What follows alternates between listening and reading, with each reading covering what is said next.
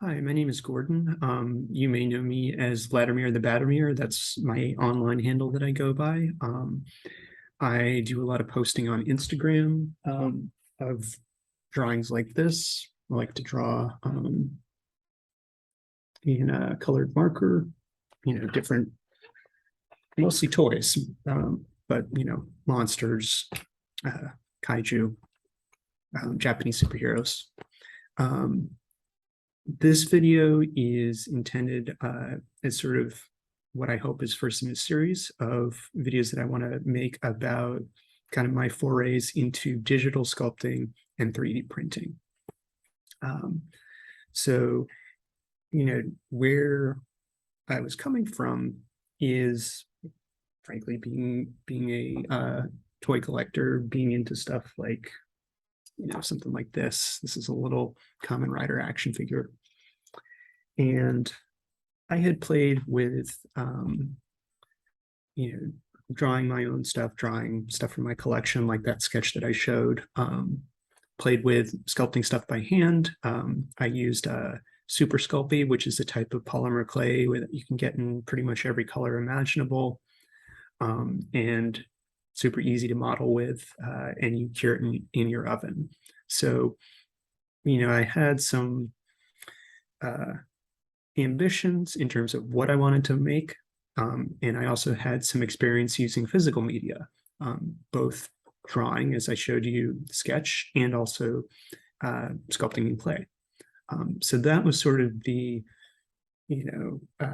prehistory or sort of where I'm coming from with this. And then, mid 2000s when 3D printers started to become affordable for hobbyists, I was sort of eagerly watching it and hoping that I would someday get to do it. And so, as is the case with most technologies, sort of when they first come out, the barrier to entry is often very high. The equipment's expensive, software is expensive, and it's all hard to use. So here we are now in 2022, a good 12 years later after I sort of initially heard about this stuff, and it's gotten vastly easier to do. And so what I use to do my digital sculpts is a program that's completely free. It's called Blender. And not only is it free, it's what's called open source, which means all the code is available to everybody on the internet. So, people out of the goodness of their heart for fun or because they want a good tool to use are all contributing to this thing, constantly updating it. And it's just getting more and more robust and able to do more stuff. And so for me, it was a great sort of free way to start messing around with digital sculpting. So what I'm going to do is I'm actually going to show you here. If I share my screen, I'll open up my Blender program. I'll try not to spend too much time in this because I plan to make a whole separate bunch of videos about digital sculpting, but just to give you a sense of what you're in for. Right when you open this up, you can already see there's a lot of stuff in here. I think of it akin to Photoshop. Probably as a beginner, there's 80 or 90% of this stuff in terms of features that you won't use. And so don't worry that, you can do visual effects, video editing, 2D animation, general, where I recommend to start if you want to do stuff like making little sculpts like this, which I can hold up to my screen here. You want to start with sculpting. And so if I click on a new sculpting document, where this starts me is in the sculpting mode in Blender. And so there's a bunch of different modes that I can change between using this drop-down menu, but I don't even have to worry about that at this point. If I start in sculpt mode, or start with a sculpting document, puts me in sculpt mode and puts a brush in my hand, and I can immediately start making squiggles on this sphere. And so I just did a Control Z there, which is nice. It's some transferable knowledge between other programs you may have used. You can undo stuff with Control Z. And so I could even come in here and, not using anything but my mouse button, start making, some approximation of a face.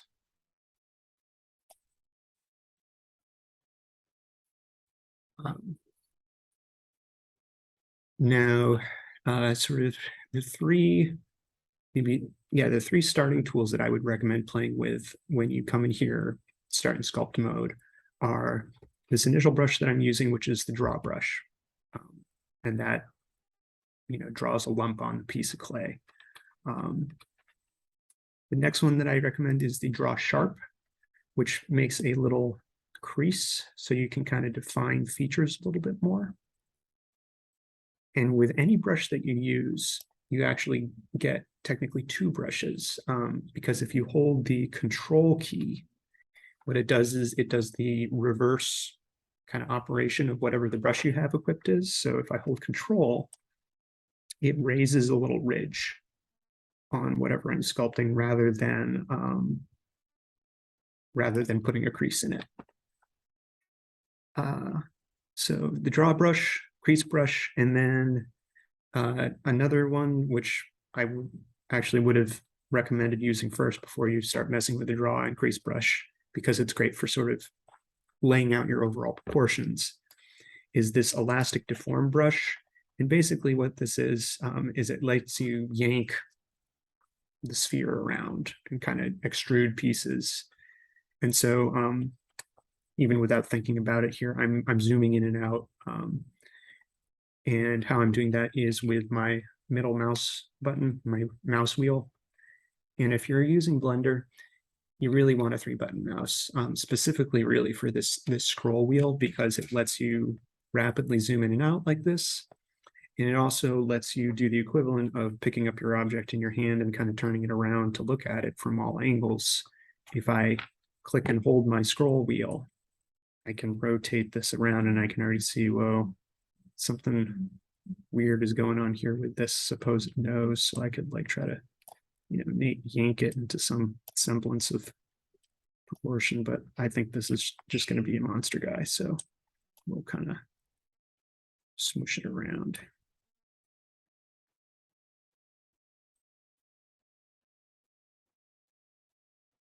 And really you could do your first sculpt just using those 3 brushes. And I think that's all I'm going to really include in this video. There's tons of stuff that you can do. Playing around is a good way to come up with questions that you want to know the answers to. And then YouTube is a great place to find answers, or Google.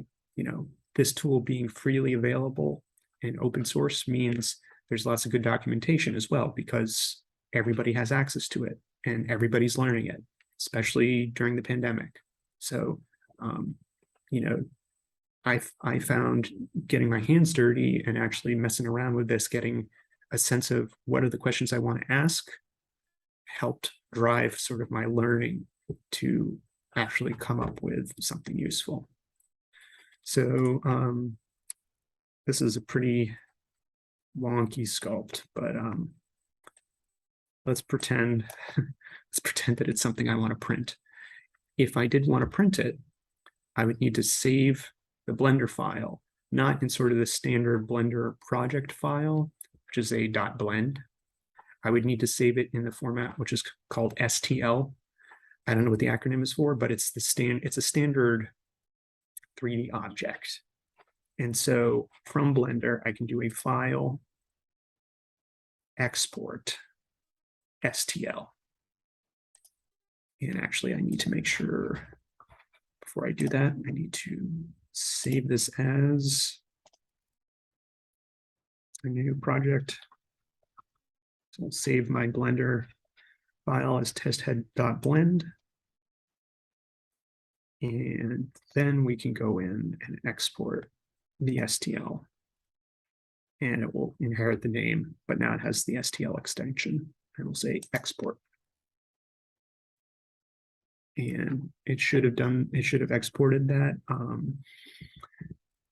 A nice thing about the STLs is you can also import them into Blender and mess around with it. So you can just Google around on the internet and find STLs that other people have made, and you can therefore sculpt on top of stuff that other people have made. You don't have to use a sphere as a base necessarily, but I would recommend starting with it, just to get your sort of motor memory established with how to rotate the object, how to switch between brushes, how to reverse the brush using Control key, how to do things like I didn't actually mention this, but another quick, easy key press to know is the Shift key.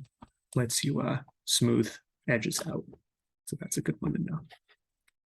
So as far as I'm concerned, we're done here in Blender because we have the STL. And so we'll close out of this. I won't save that smooth. And so let's go find that STL. And I think because I'm on a recent Windows computer, I actually have the ability to view 3D models here. And so I don't know if I could, I guess I find this a little hard to see, but we can see there's that weird nose and the eyebrow ridges and the kind of funky chin and that weird flattened back. So I have a 3D model that's ostensibly ready to print. At this point, if I had something nice, and let's actually go find something nice that I've sculpted in my Blender folder. So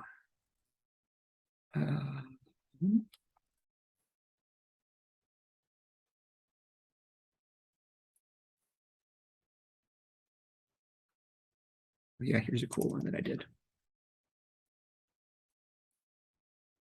So like this, this is pretty fancy, but this is to show something that like I actually would want to spend the money to print. And so if I want to print something, I don't actually have to own the printer. A lot of places now, like a lot of public libraries actually have 3D printers. And so you can send them an STL file and they'll print it for you. And they'll do all the troubleshooting and dealing with noxious chemicals and plastics. I don't know what the fee structure is there, but that's a potential resource. If you go to a university or work at a university, they may have a 3D printer. But if you don't have access through either of those means, you can do what I did, which is you can go to Google and you can search for a company called Shapeways.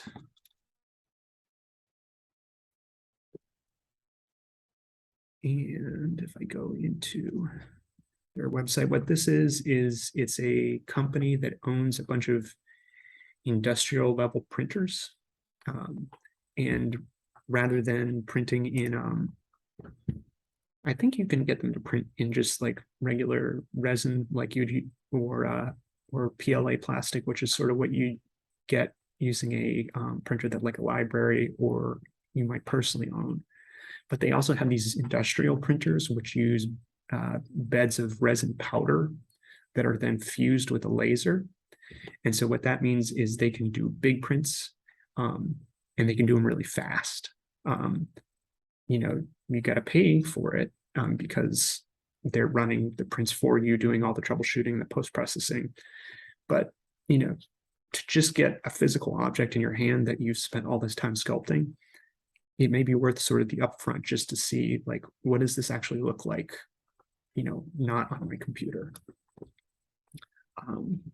And so, you sign, see if I can sign in here just so you can see what the website is.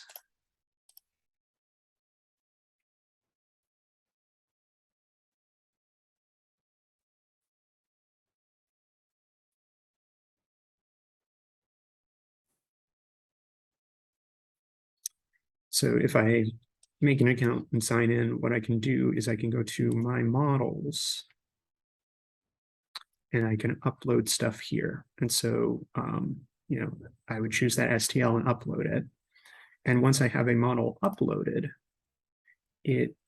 their sort of site does a run through of scanning the dimensions in millimeters, and calculating the volume, and then costing it out for you, how much this would cost to print in various types of materials.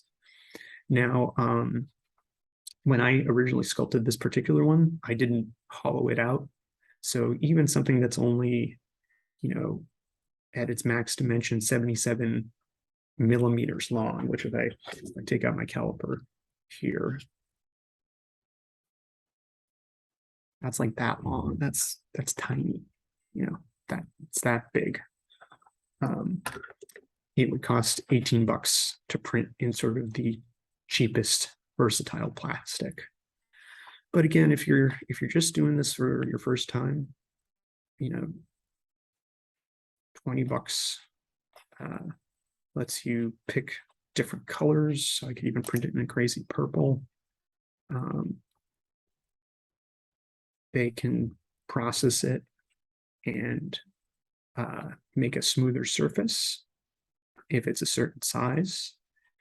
And then if I add this to the cart, I think shipping tends to be like $10. So you want to make sure that you're printing either something big enough that you're not paying more in shipping than you are for your print, or you might want to bundle up a couple prints, maybe make 2 or 3 sculptures that you want printed and send those off in one go, so you can have those shipped to you. But this is a great way to go from, idea in your head to sculpture on your computer to getting a physical object in your hand. And if you're like me, that's a big rush. That's a crazy thing to get, something that to have an idea made into a physical reality sort of through the computer. So hopefully this is interesting. Hopefully you enjoyed watching this. I plan to make some more videos about sort of specifically things that are helpful to know about sculpting, and then a whole other separate thing about stuff I've learned when I actually decided to purchase my own printer and associated equipment.